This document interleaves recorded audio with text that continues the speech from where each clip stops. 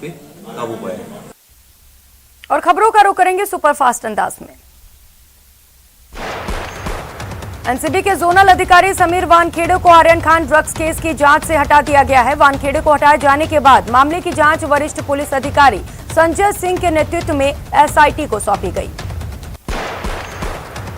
जांच से हटाए जाने के बाद समीर वानखेड़े ने कहा, मुझे जांच से हटाया नहीं गया, अदालत में मेरी रिट याचिका थी, मामले की जांच किसी केंद्रीय एजेंसी से कराई जाए।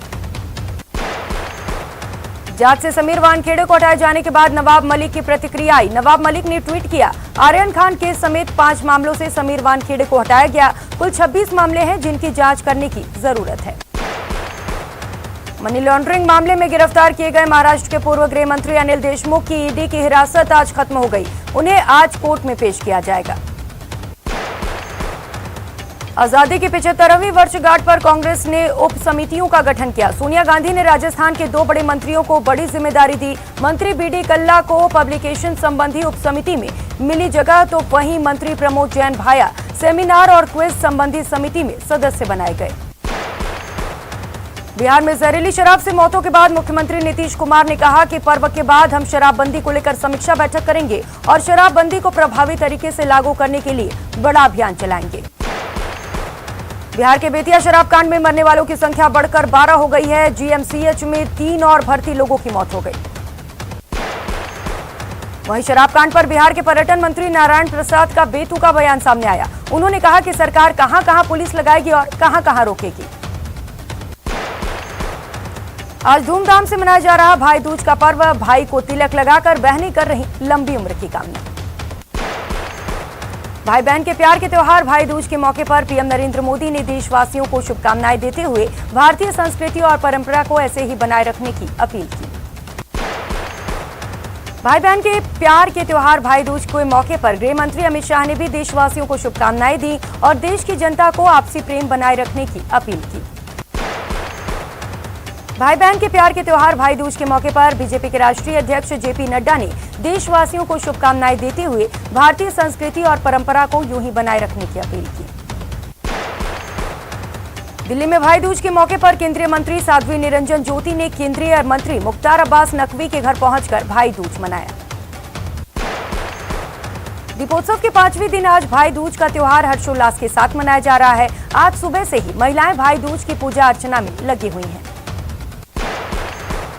कांग्रेस बाल दिवस यानी 14 नवंबर से पूरे प्रदेश में जन जागरण अभियान चलाया जाएगा। पीसीसी चीफ गोविंद सिंह डोटासरा ने जानकारी दी। गोविंद सिंह डोटासरा ने बताया कि अभियान 15 दिनों तक चलेगा, जिसमें 56,000 बूथों पर जाकर पार्टी कार्यकर्ता महंगाई के खिलाफ जनता को जागरूक करेंगे।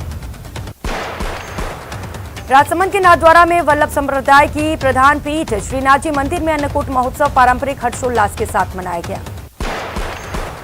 अन्नकूट में करीब 20 क्विंटल पके हुए चावल और ढेर का पर्वत मंदिर प्रांगण के ढोल तिवारी के बाहर बनाया गया। इसके अलावा अन्नकूट में विभिन्न प्रकार के व्यंजन रखे गए।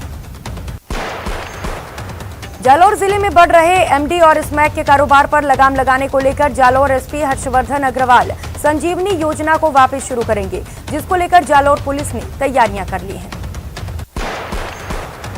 दिवाली के दौरान आतिशबाजी के कारण दिल्ली एनसीआर की हवा खराब हो गई है। ज्यादातर जगहों पर एयर क्वालिटी इंडेक्स इमरजेंसी स्तर के पार पहुंच चुका है।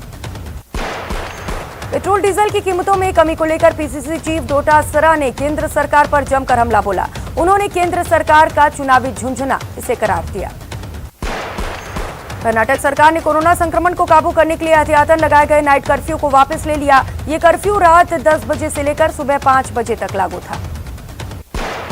रेल प्रशासन ने रेल यात्रियों की सुविधा को ध्यान में रखते हुए सूरत से दानापुर और वापसी में दानापुर से वडोदरा के बीच एक ट्रिप विंटर स्पेशल ट्रेन चलाने का फैसला किया है। दिवाली के दौरान आतिशबाजी के कारण दिल्ली एनसीआर की हवा खराब हो गई। ज्यादातर जगहों पर एयर क्वालिटी इंडेक्स खराब स्तर पर पहुंच चुका है। झुंझुनू जिले के बगड़ कस्बे के मालीगांव गांव में 10वीं छात्र के टैंक में कूदकर सुसाइड करने का मामला सामने आया। थाना इलाके के मालीगांव में निवासी एक नाबालिग छात्र ने पड़ोसी के घर में बने पानी के टैंक में कूदकर जान दे दी। सुसाइड करने वाला छात्र 10वीं का है। पुलिस को मृतक छात्र का सुसाइड नोट भी मिला है, जिसमें उसने लिखा है कि मम्मी पापा मुझे माफ कर देना, आपकी उम्मीदों पर खरा नहीं उतर सका। श्रीगंगानगर के लालगढ़ छावनी में एक संदिग्ध युवक तारबंदी क्रॉस कर अंदर घुस आया, जिससे वहां पर तैनात आर्मी के जवानों ने उसे धर दबोचा। संदिग्ध युवक की पहचान पश्चिम बंगाल निवासी शेखराज के रूप में हुई। तलाशी के दौरान युवक से कुछ संदिग्ध सामान भी बरामद किए गए। जोधपुर के महामंदिर थाना क्षेत्र में एक शराबी ने जमकर उत्पात मचाया। शराबी ने पहले तो अपने दोस्तों के घर पर बाइक खड़ी की और उसके बाद घर के सामने जमकर हंगामा किया।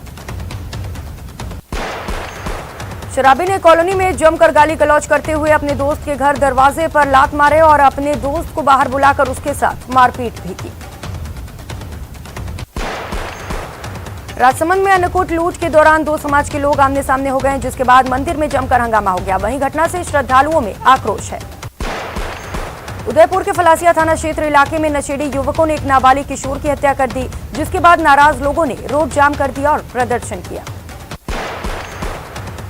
बारां जिले के अंता में NH 27 पर भैंस से स्कूटर टकरा जाने से बड़ा हादसा हो गया। हादसे में स्कूटर सवार एक महिला की मौत हो गई। झुंझुनू के गुड़ा मोड़ के पास एक तेज रफ्तार कार ने सड़क किनारे खड़ी दो गाड़ियों को टक्कर मार दी। टक्कर इतनी जबरदस्त थी कि आसपास के इलाके में दहशत फैल गई। गाड़ियों की टक्कर से जोर धमाका हुआ, सुनकर लोग घरों से बाहर आ गए। मौके पर काफी भीड़ जमा हो गई। टक्कर से एक कार भी पलट गई। जालौर में नेशनल हाईवे 325 पर दो कारों में आमने सामने जबरदस्त भिड़ंत हो गई। हादसे में एक की मौत हो गई और 8 लोग घायल हैं। दोनों कारों में दो परिवार सवार थे, जिनमें से एक परिवार नाकोड़ा दर्शन के लिए जा रहा था। हादसे की सूचना पर कोतवाली पुलिस 108 ने पहुंचकर घायलों को अस्पताल में भर्ती कराया। झुंझुनू के मंडावा थाना इलाके के तेतरा गांव में दो बाइकों की आमने सामने टक्कर हो गई। हादसे में एक युवक की मौत हो गई। पोखरण में जोधपुर रोड पर कार पलट जाने से दंपति बुरी तरह से घायल हो गए। सभी श्रद्धालु बाबा रामदेव समाधि के दर्शन के लिए जा रहे थे। जानकारी के मुताबिक कार सवार गुजरात से रामदेवरा आ रहे थे, तब लवा के पास बेकाबू कार पलट गई। 108 एम्बुलेंस की सहायता से पोखरण उप जिला अस्पताल पहुंचाया गया। बारां के अंता में दाई मुख्य नहर में नहाते समय पानी में डूबी 3 बच्चियों में से एक बच्ची की कई दिन बीत जाने के बाद भी कोई सुराग नहीं लग सका है। बाड़मेर के बलदेव नगर में एक शोरूम में अचानक आग लग गई, जिससे लाखों का नुकसान हो गया। आग लगने के कारणों का अब तक खुलासा नहीं हो पाया, लेकिन आग लगने की वजह शॉर्ट सर्किट या आतिशबाजी बताई गई। टोंक के उनियारा उपखंड में बस स्टैंड पर दुकान में आग लग गई। आग से दुकान में रखा सामान और नकदी जलकर राख हो गया। कोटपुतली थाना परिसर में एक युवक ने अचानक जहर खा लिया। जहर खाने से उसकी तबीयत बिगड़ गई। आनन फानन में अस्पताल में भर्ती कराया गया। अलवर शहर के कोतवाली पुलिस थाना अंतर्गत चूड़ी मार्केट में अज्ञात कारणों से आग लगने से त्रिपाल वगैरह जलकर राख हो गए। अजमेर जिले के किशनगढ़ में देर रात साइजिंग फैक्ट्री में भीषण आग लग गई। देखते ही देखते आग ने विकराल रूप ले लिया। जम्मू कस्बे में एक चलती कार में अचानक आग लग गई। आग से कार जलकर राख हो गई। बाड़मेर में कूड़ी गांव के सरहद में तेल से भरे टैंकर पलटने के बाद टैंकर में आग लग गई और टैंकर में सवार 2 लोगों की जिंदा जलकर मौत हो गई। उदयपुर के अंबा माता थाना क्षेत्र में कालका माता मंदिर के पास एक बाड़े में भीषण आग लग गई। घटना की सूचना मिलते ही दमकल की गाड़ियों ने मौके पर पहुंचकर आग पर काबू पाया। नागौर में पटाखों की चिंगारी के कारण कचरे में आग लग गई। दमकल की गाड़ियों ने आग पर काबू पाया। जोधपुर में बाड़मेर जा रही जालौर आगर की सवारियों से भरी एक पिकअप को बचाने के चक्कर में चौराहे पर चढ़ गई। वहीं रोडवेज बस ड्राइवर की समझदारी से बड़ा हादसा टल गया। गुजरात के महामहिम राज्यपाल आचार्य देवव्रत सरहदी बाड़मेर दौरे पर हैं। जैसलमेर से सड़क मार्ग से गुजरात के राज्यपाल महामहिम आचार्य देवव्रत बाड़मेर पहुंचे। आजादी के अमृत महोत्सव कार्यक्रम में भाग लेने के बाद आचार्य देवव्रत स्वागत सत्कार आयोजन में हिस्सा लिया। यहां उपस्थित सभा को संबोधित करने का कार्यक्रम भी है। आज